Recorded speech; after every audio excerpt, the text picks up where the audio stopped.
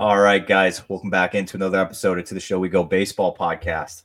Today's episode, we're dipping into the San Francisco Giants system. It might be our first Giant of the offseason. I might have your guy Christian Koss on at some point this offseason.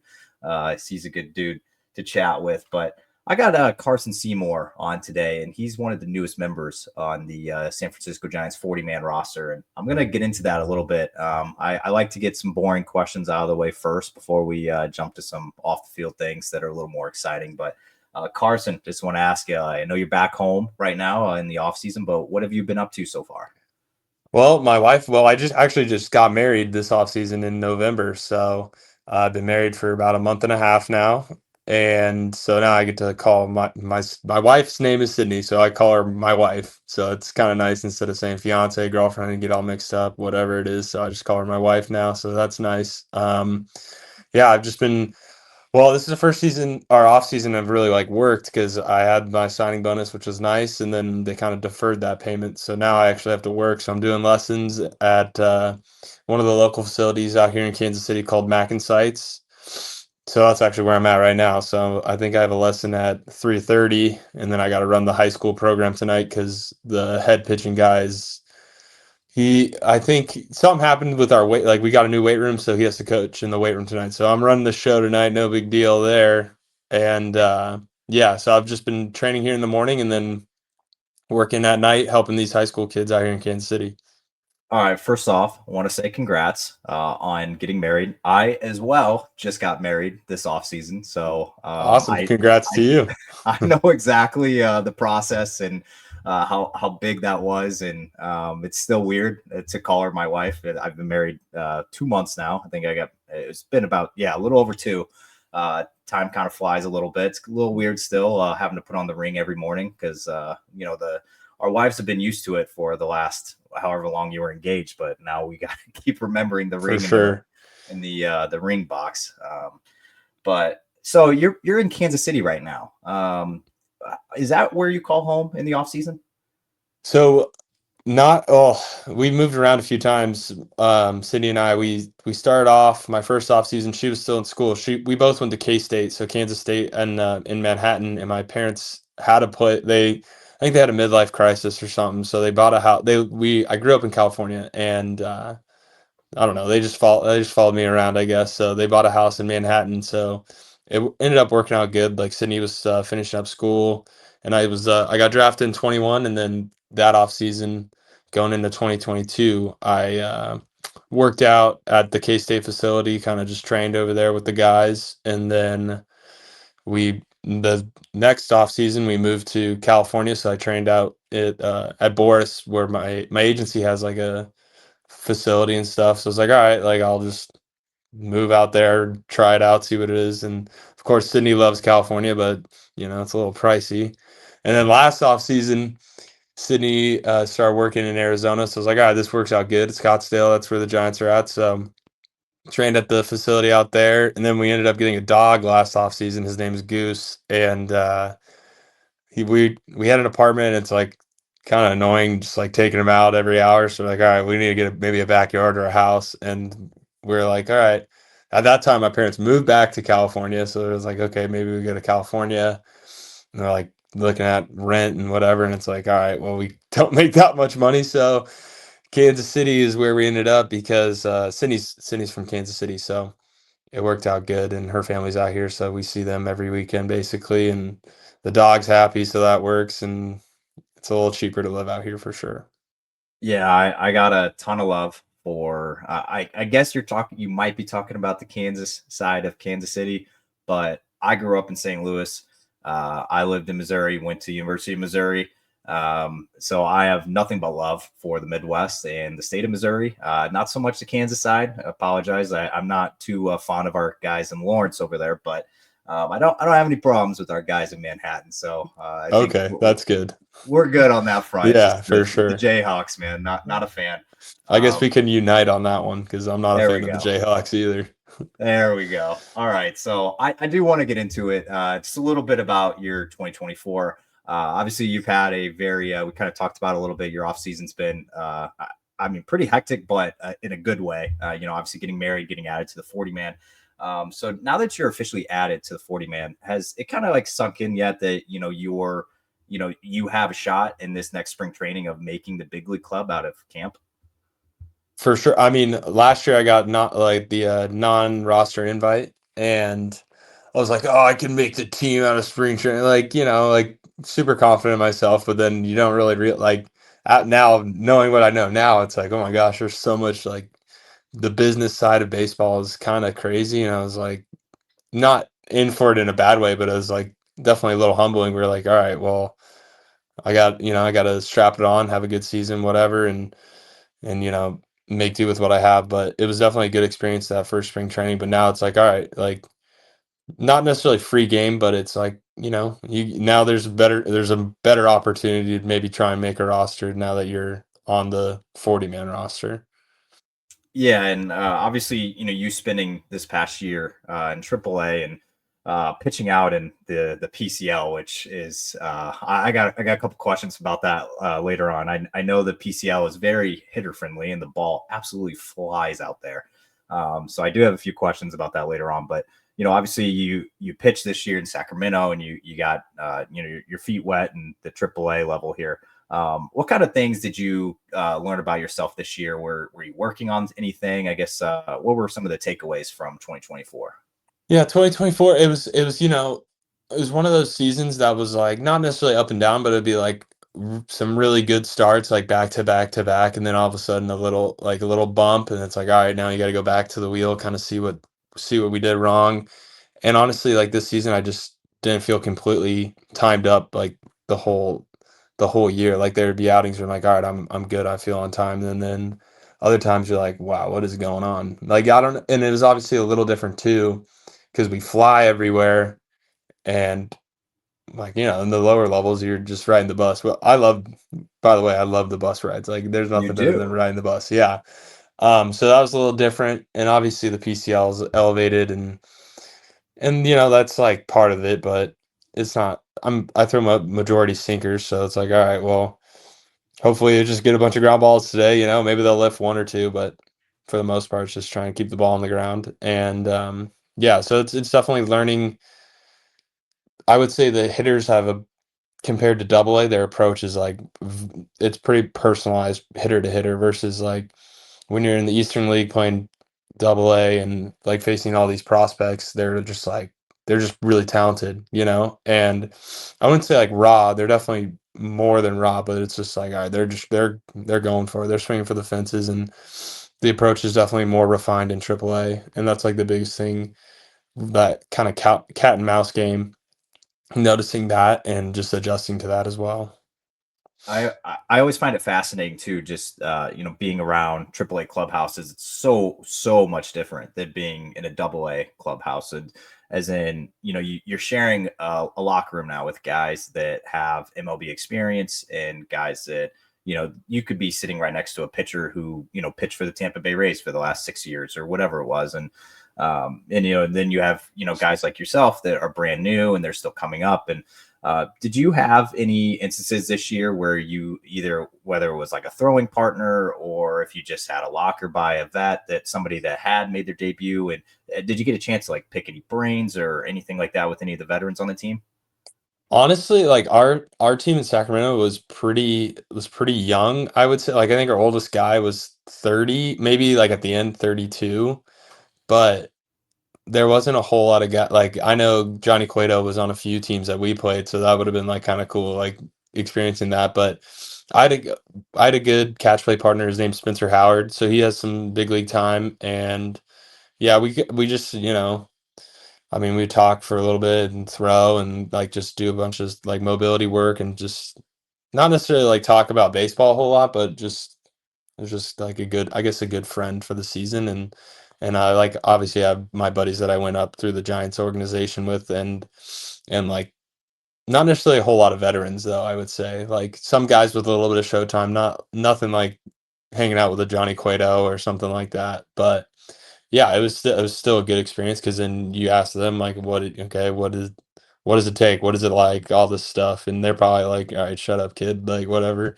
But for the most part, a lot of the guys were still young, and like it wasn't necessarily like a big like age gap or an experience gap. So everyone like on our team at least seemed like we were pretty hungry to just like grind it out and do our best. Yeah, I always like asking that question, just because I was hanging around Buffalo this past year, the Blue Jays AAA, and they obviously had a guy named Joey Votto that was just, hanging around their clubhouse, and he was electric when he was out in the field, and I don't know, it's just I know all those guys kind of gravitated towards him, and obviously Joey Votto, possibly a Hall of Famer in the For future. I know sure. that's like a weird example to use, but there are guys like that, like the Jake Farias and other guys like that out in around minor league. But you mentioned that you're sinker heavy, and I do find it fascinating sometimes to talk to guys in other organizations. And I know that I've talked to guys in the Red Sox system, the Yankees system, Minnesota, and they all talk about that their pitching development has them learn a certain pitch, or they want them to focus on adding in a sweeper, whatever it is. For the Giants, is there any pitches, I guess, that they wanted you to learn whenever you entered the organization, or was there a focus this year that they wanted you to, rely more on the sinker, or I guess, or how was that this past year?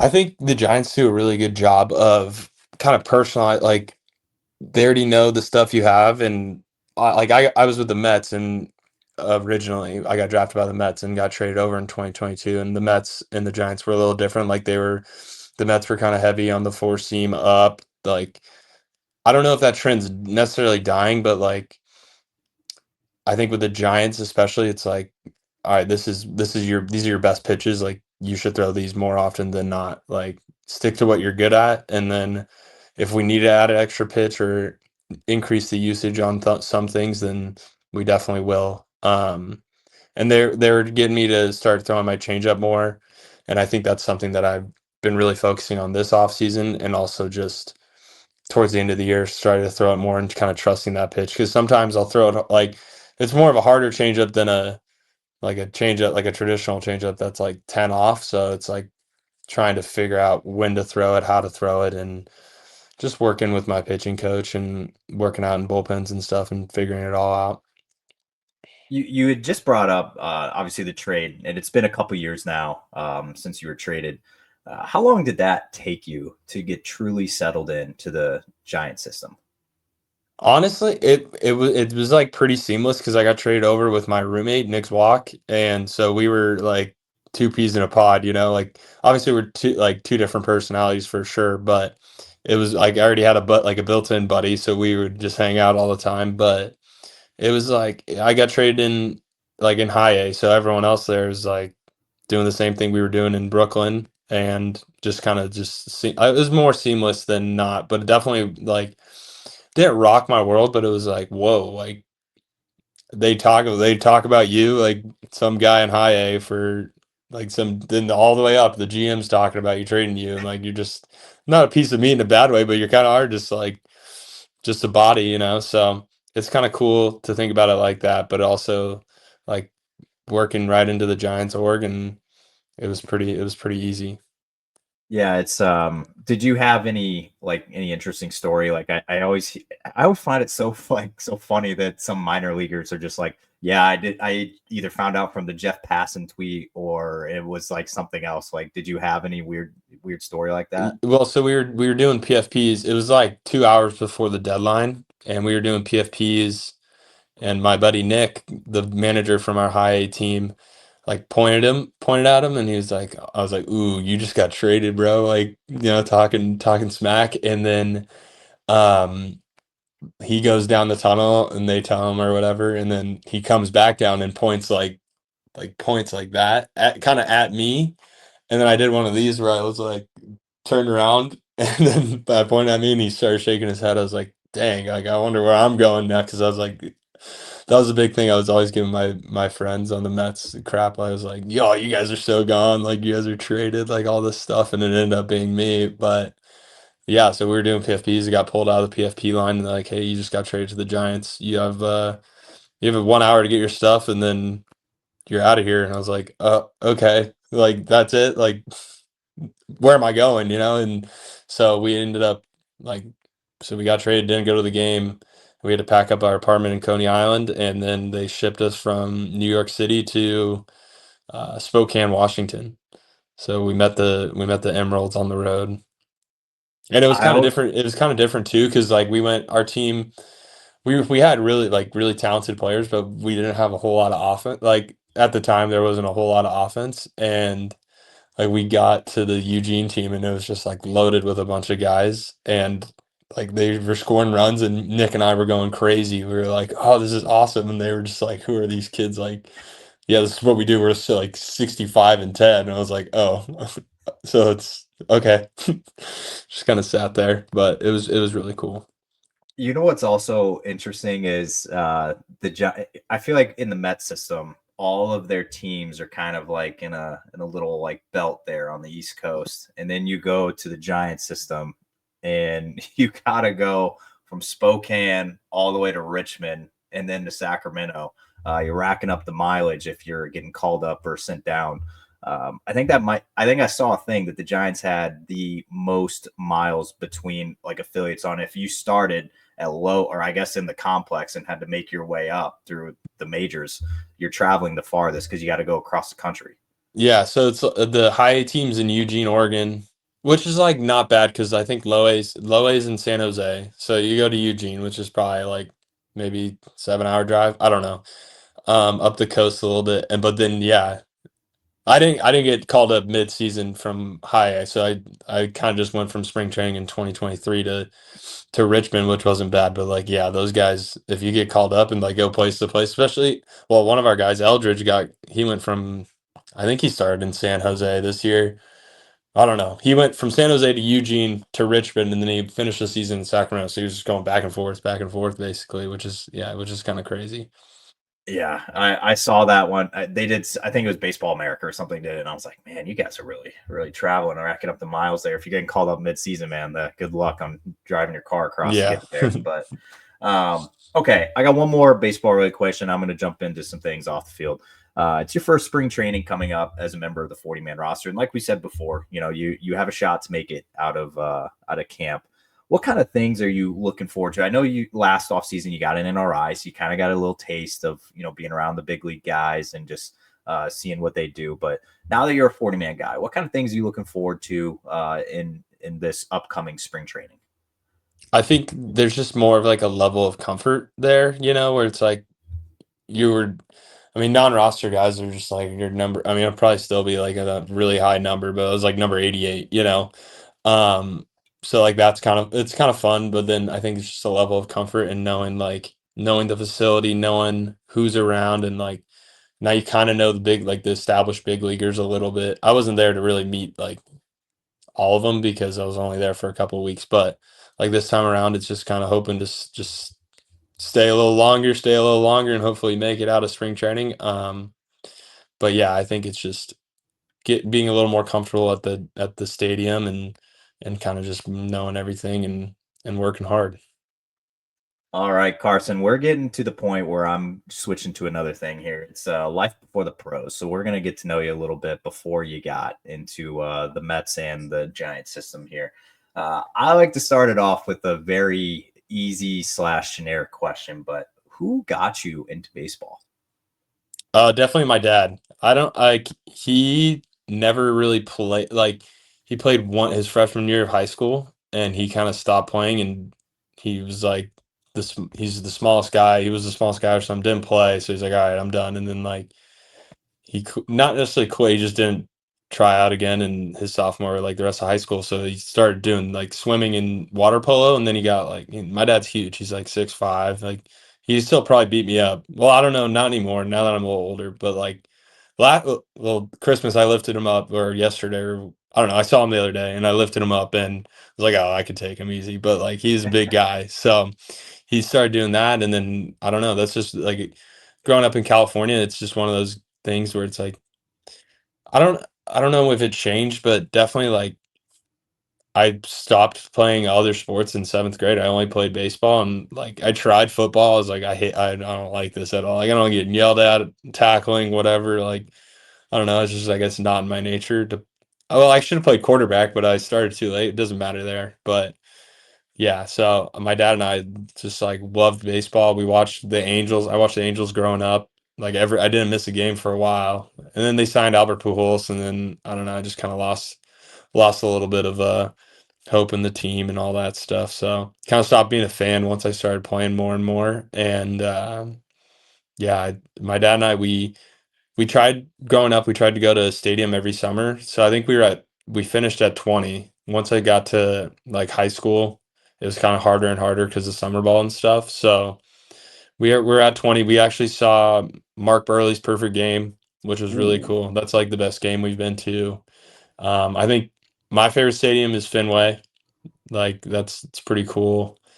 And I do like Oracle Park though. Like it's definitely in my top five as a fan to go see a game there, and PNC, kind of the newer stadiums are really cool. So yeah, that's kind of it. It was just my dad and I. He's a firefighter, so every day he didn't have work in elementary school. He'd just wait because my elementary school was on a hill, and there's like a park down below with a baseball field. He'd just wait for me in his car, and we'd go hit balls on the field and take grounders and do a bunch of stuff when he wasn't working. So worked out pretty good. Well, except I'm not a hitter, but he's still bummed about that too. That I'm not a hitter. I'm like, well, I'm sorry, Dad. Like, just didn't work out. Wasn't in the cards. I'm sorry. When did you have that realization that it was like, hey, the pitching thing's my thing. Like I gotta give up the bat. I honestly I didn't start pitching until I wasn't getting recruited as a hitter for college. So my senior year is when I really started focusing on pitching. And but I knew when I was a freshman in high school that I wasn't going to be a good hitter. So just stuck it out as long as I could. And then I was like, all right, well, I'll just hop on the mound. I always had a good arm from like third base and stuff. So my dad's like, well, why don't you pitch? I was like, okay, I'll pitch, like whatever. And then ended up working out pretty good. Yeah, I'd say so. I think he chose the right path there. It sounds like he might be the one though that's upset that the DH rule is no longer a thing. Yeah, Whenever you for do. sure. For sure. Uh, so you grew up in Cali and you went to high school out in California. I just had to I had to take a peek at where Great Oak High School is because I wasn't too familiar with that part of California. But it seems like you were right in between San Diego and LA. Is that like kind of like a halfway point between the Yeah, two? that's pretty accurate. We're a little closer to San Diego. But yeah, it's more inland than anything.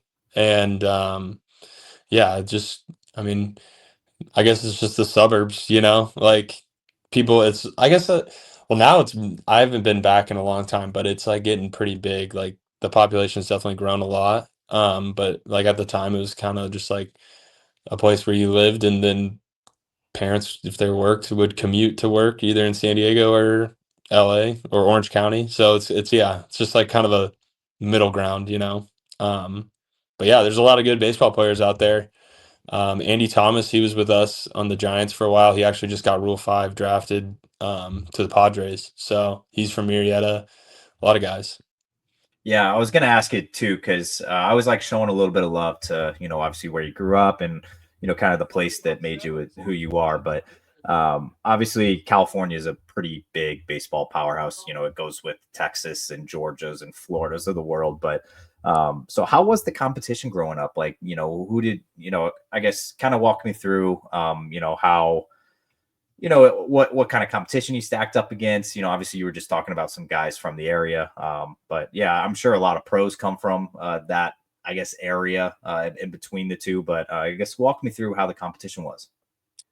I mean, it was always especially as a hitter, I was always like pretty overmatched. I remember one time my junior year, we played Hunter Green, like, and he was throwing 97. He was a junior too, and he was throwing like the hardest ball I've ever seen. I was just like, okay, well, this isn't fun. But yeah, I mean, every game, like, there's guys that were committed to USC, UCLA, like all the good California schools, and then like guys were committed to Oregon in our little high school league, like in the two towns, like the six high schools. There's guys committed all over the place. So like the competition was pretty good. And then going and playing like in the winter, we'd go play the Orange County teams that are like the private schools. So the private schools have all the guys that are going to like USC, UCLA, and you're just like, oh geez, like where do I fit into this mix? So. Um, But yeah, the competition was really good. And I think just like playing a lot and like experiencing and like playing with guys at different tournaments if I was on like a different team or like went to a showcase or something and just like seeing what it took, I guess, from my perspective was like, dang, that guy's like a lot better than me. I gotta keep getting better. So just like I guess that kind of drove me too, just to try to be the best person, best player I could be. I knew California was a different beast when I had CJ Culpepper on the show earlier this offseason, and he grew up in Rancho Cucamonga. I think I'm saying that Yeah, right. Rancho Cucamonga, yeah. Cucamonga, there it is. And he hit me with, oh, yeah, CJ Stroud went to my high school, and he didn't even start until his junior year because we just had all these other freak athletes in every sport that just like all up and down the lineup. And it's just like CJ Stroud, the starting quarterback of the Texans right now, went to your high school. He couldn't even get the starting job until his junior year. It's just crazy. He would have been a 4-year star. I mean, I went to a small high school in Southern Illinois, so he would have been the best player in the state of Illinois, probably. But all right, so I want to jump to your college journey. I find it very interesting that you started off at Dartmouth and then you ended up at K State. So I do want to ask, how does a kid from California end up at Dartmouth? Just being really smart. No, I mean, I'm just kidding. I'm kidding. No, I mean I would do it. No, so uh it just kind of worked out that way. Like I started pitching later in my high school career, and I think, I mean, my perfect game, I was like top, like the hardest I threw was 85. I was a good student, like I mean, good enough, and then my ACT score, I got a 29, so also just good enough to get like get the athlete boost at Dartmouth, and they were honestly the only school that like recruited me. Like there's a couple schools like in California that are like, oh, you could be a walk on.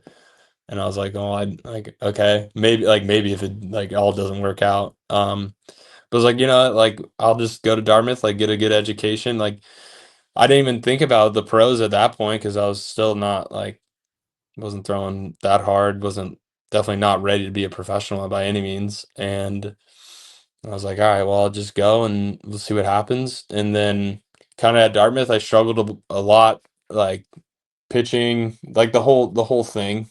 School was definitely. I mean, I went to public school. All these kids there went to like private schools, and I was like, or the schools that you can go for a year after your high school, and I was just like, I guess in shock a little bit. And it was never sunny either in the winter, so I got seasonal depression for the first time, and I was like, oh, Welcome to New geez. Hampshire. Yeah. I remember winter break coming back. I went home and it was like 72 the whole time. And then I got off the bus in New Hampshire and it was like -7 and snow to my snow to my knees. And I was like, oh geez, I don't even know what I signed up for. But no, it was really good. Like, struggled a lot, kind of learned a lot about myself, and I just started hitting the weight room really hard.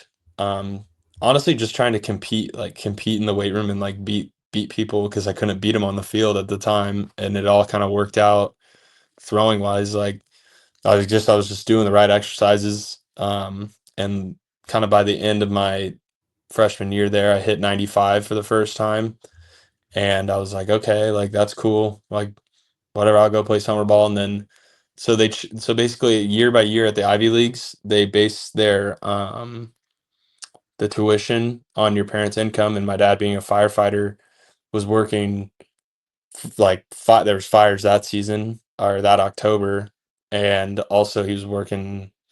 He said he worked almost a full year's worth of overtime, and they were counting that as his income.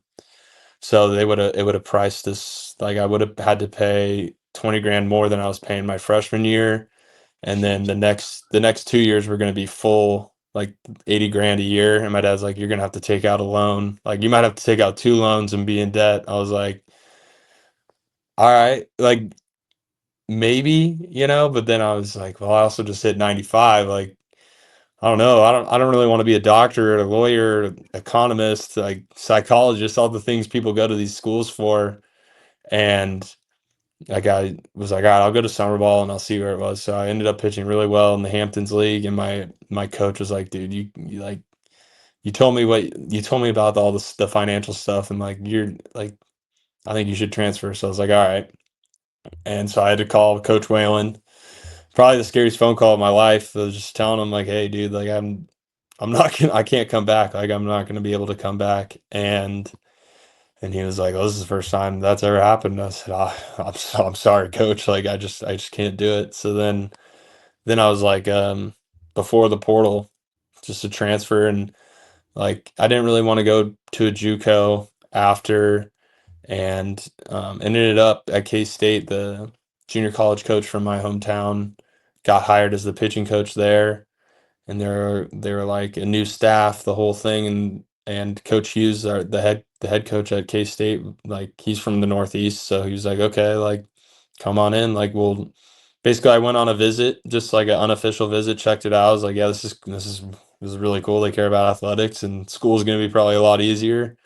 No, not discounting the K State education because it is the Dartmouth of the Midwest, but um I was just like, all right, I'll go. And they're like, yeah, well, you can like we'll see about your eligibility, um, and we'll go from there. But you'll be like a walk on this year or a preferred walk on, so you have a spot, and we'll go from there. So I had a good fall. Ended up not getting my eligibility, so I had to sit out the spring semester or the spring season. So I redshirted, and then yeah, the kind of the rest is history. And your last summer, playing summer ball, you played in the Cape Cod League, and you had a little bit of success there in Harwich. Um, I kind of wanted to. Me. Yeah, I got you. Sorry, I was getting a phone call. Oh, it's all good, man. Happens to the best of us. But I did want to ask. You pitched in the Cape Cod League. You had some success in Harwich. How do you think that kind of gave you? Did it give you any confidence, or did it? I guess what did that do? Just you having some success out there against some of the best hitters in the league. To kind of spring you into your pro ball career. For sure. So I went the year I sat out, I went and I was kind of up and down, like kind of still figuring out how to pitch. And it was a good learning experience. And then kind of in 2021, I had to pitch good, like it was kind of not necessarily a mandate, but I was like, all right, I have to, go like I have to kind of boost my draft stock, And Stevie, the manager for the Mariners, was like, or Harwich was, he was like, yeah, he's got a Boston accent. We can take you, but you got to be a temporary contract. Like you'll be in the bullpen. I was like, yeah, I'm good. Just give me a spot and get me there. Like I got this, And yeah, going up there and just kind of understanding my role and understanding what I had to do. It wasn't even about the hitters. I was just like, I got to do this for me, And yeah, going into that and doing well there really helped, boost the confidence. Even boosted the confidence when I was okay, that first time around, and knowing that you could do it. And then after that, I was like, all right, like I'm good. Like I got this for sure. All right, so we're getting to the point of the show where I like to go a little more off the field here. I call it beyond the box score here, and I just want to ask you. I did take a peek at your K State player profile, so I am curious if this is still true or not. But I'm going to ask, what do you like to do in your free time, and does it involve fishing, surfing, golfing? It used to when I had free time, but now, now that I have a wife and a dog, it's hanging out with my wife and walking my dog. That's what I really like to do. Um, Fishing, like, was I mean, I wasn't like a country boy by any means, but we'd go to the golf course and fish every once in a while at home, or in California, and obviously going to the beach and stuff. But now it's just hanging out with Sydney and then taking Goose for walks and just hanging out. Honestly, that's what I like to do. Like, hang out, just not even like Sydney doesn't really know a whole lot about baseball, which is pretty cool. And we just hang out and laugh and do all that. I honestly like cooking a lot now. Kind of into like I'm really into the diet. Like I eat I try and eat 3 pounds of meat a day. So I Ooh. really have to grind and figure out how I'm gonna get all that packed in, but usually just ground beef and figure it out. Gosh, man, that's a real carnivore diet there. Yeah, but I also like I'll have rice and fruit. But yeah, I kind of got strict on my diet because K State I was not the strictest. I was pretty big. I was like 280 at one point, eating a lot of Wow. Chick-fil-A, a lot of Panda Express. So I kind of cut that out. And Oh man. yeah. Love some Panda Express, man. Love it. Had to cut that one out going into the wedding season. I don't know why. I was just my wife was like, just grinding gym and eating well, and I'm over here just like I don't have to look good in the dress. Like I can. So I had to. I did it with her. Just I had to For make her sure. feel not like she wasn't alone there. So if you weren't playing baseball professionally, what would you be doing right now? Well, this is what I would tell the scouts that asked me because I'd say I'd be president of the United States is what I like to say, but honestly, I I don't know. I couldn't tell you. Like I was talking to one of my buddies and he's like, dude, I don't know what I'm gonna do. Like he just finished, he just graduated, like with he graduated his master's degree or something, and he's like, dude, I don't even know if I want to do what I like went to school for. Like I'm going to be a real estate agent. I was like, yeah, well, I don't know. I don't know what I would be doing if I if I wasn't playing ball. So I don't know. I really like I guess I don't think about it that much. And once the Dartmouth thing happened, I just was like, all right, like I'm gonna be a baseball player. Let's see what happens. Okay. I Um, mean, shows you don't have any regrets or anything like that. So you kind of know what you want to do. So I appreciate that answer. All right, we just talked about this, but you're gonna have to get. I know your diet's a little strict now, but I know at one point, like you said, you were a big food guy, and you gave me a couple chains there. I like asking this question though. I need your Mount Rushmore, and it can be a fast food or sit down. So I need your top four restaurant chains. okay, so Sydney and I, we go back and forth, but I'll put them both on there. Longhorn and Texas Roadhouse are definitely on there. It's a good name. Um, I would say In-N-Out Burger. I have to do it because of California. And that's what I mean. That's what I grew up eating too. Going in and out every day. It's some people were like blah blah blah. It's like whatever. It's just part of the experience being from California. And then number four. I mean, it's tough though because there's a lot of good burger places I love out here in the Midwest. Like I love Freddy's. Oh yeah, Um, I love Culvers too. I'm gonna lock in with Culvers there at number four. But I it's I really do like those two steakhouses that are steak chains. I don't want to call them steakhouses, but they're you know good. what? I have gotten Longhorn Steakhouse almost every single time I've asked this question, and I've never been.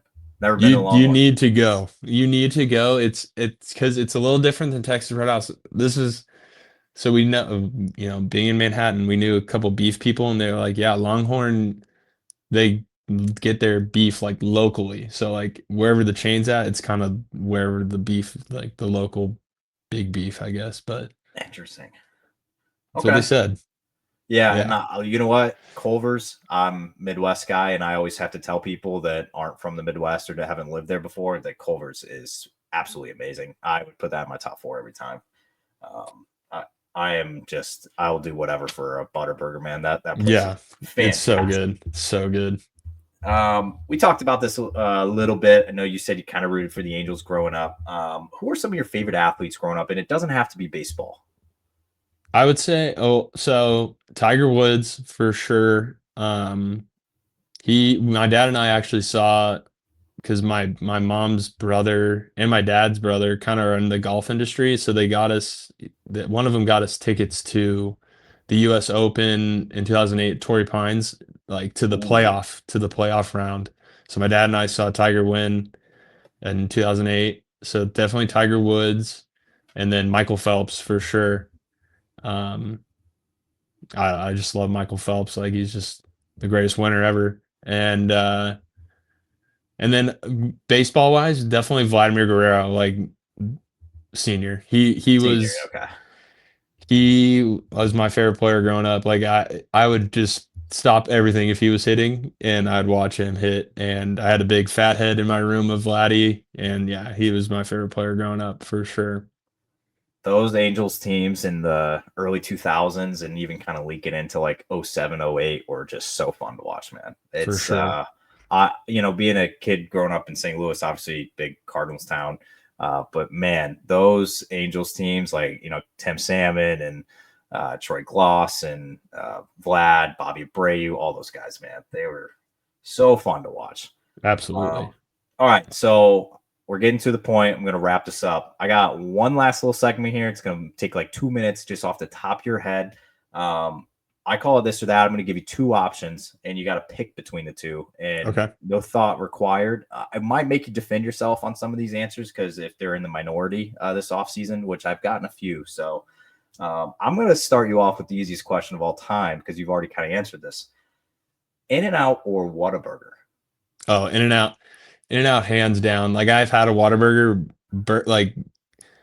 like the thing is, people always talk about like Whataburger is so good, blah blah blah, and then I'm like, all right, what do you get at Whataburger? And they say the chicken tender sandwich. I'm like, okay, then their burger sucks. Like it's In-N-Out doesn't have a chicken tender sandwich. They just make burgers and fries. Like it's too good. It's good. And my order now is I'll get a Flying Dutchman, so it's like two patties, two cheese, and then I get the grilled onion wrap instead of the bun, and then I just get patties on the side. So then it's like patty cheese, grilled onion, and then two patties on the outside. And that's kind of what I go for. Okay. Yeah, I'm with you on the Whataburger thing. It's like if it's not the best thing on the menu, why are you trying to compare the two? So Yeah. I'm with I you. mean, maybe Chick-fil-A and Whataburger then. You know what I mean? Like I just it's always the people from Texas though. They just have a lot of pride and, whatever. Have your Whataburger, whatever. It's the Texas versus Cali thing. That's why I said it was an easy one for you to start you off. But we'll get a little less, I guess. Um,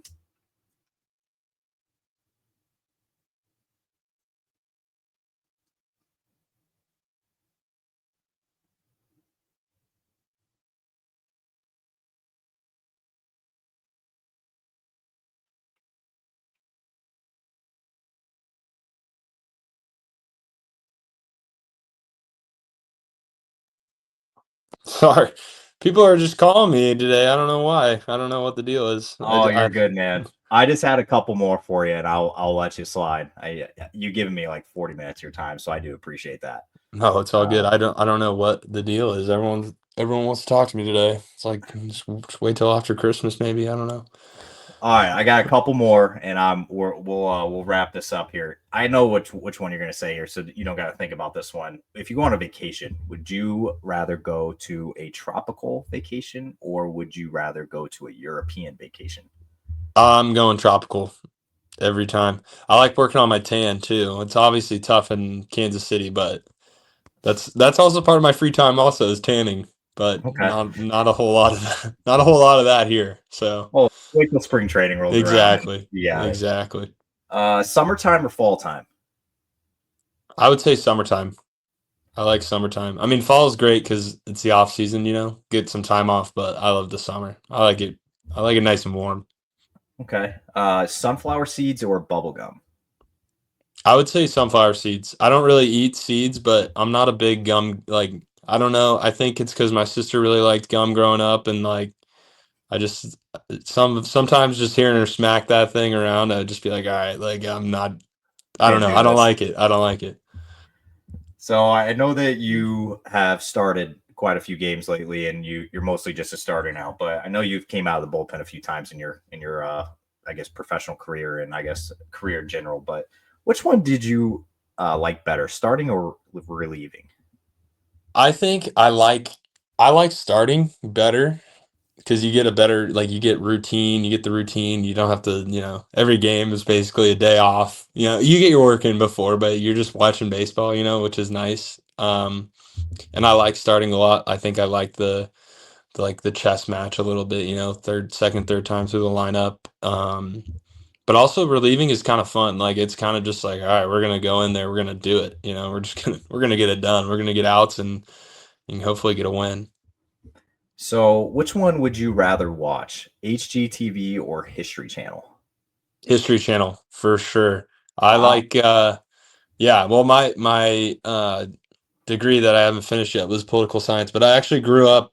I wouldn't watch like cartoons or anything. I would either watch Sports Center, the History Channel, or the Military Channel. Those were my top three channels growing up. Other than obviously, like once MLB Network kind of came along, that's all I would watch. I've gotten HGTV every single time. So you are the first History Channel guy.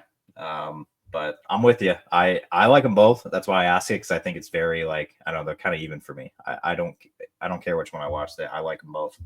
For sure. One last question for you here to end it on. This one has been actually I got two more. They both are the most polarizing ones, especially for a pitcher that I've gotten. Which one would you rather pitch in, a day game or a night game? Well, what kind of day game are we talking? Like a Tuesday kids game, or like a Sunday game in Sacramento in July, or what do we? Well, I think I'm saying night. I'm going with a night game. I'm not a big fan of the day game. I've gotten day games so many times, and then I'll say, okay, what if it's a Sunday day game in like May? Let's say Sunday day game May or a Tuesday night game. Honestly, I'm still taking the night game. Okay. I like the night game. I think it's just I like some people get the like starter anxiety, but I like the build up. You know, it's like slowly builds up, and then I do my warm up, and then I'm ready to go, and then we get going. All right. Last question here for you before we send it home here. Which way would you prefer to end an inning, on a strikeout or a double play? Double play, And a why double is that? play. I think well, it's just it's definitely what is the quote from Bull Durham? Does he say they're fat, like strikeouts are fascist or whatever? It's something like that. But I think ending an inning on a double play is just demoralizing for the other team, and you just feel good because it's just one pitch and you're just out of it. You're like, oh, that works out real nice. It is a pitcher's best friend. I like it a lot. Yeah, I'm kind of surprised I haven't got more double plays this offseason. It's been mostly strikeouts. Some guys are like, no, I can give out a good fist pump, like, or whatever it is. It's like, I worked hard for that, but then it's just like, you can only throw one pitch and get out of the inning. Obviously, you had a guy on first, you were in some trouble. Like, I don't know. I'm surprised I haven't got more double plays. No, I think I mean, I love a good double play, especially it's like to end an inning. Nothing feels better. You got everybody involved. You got at least three guys involved. Yeah, feels good. Oh yeah. Well, Carson, I appreciate you hopping on, and definitely appreciate all the time you've given me. We're going to be looking out for you, obviously, come around spring training time. And, obviously with you being a new member of the 40-man roster, we're hoping for the best on whatever happens out of big league camp. But Carson, thank you so much for taking the time. No, thank you. Thanks for having me.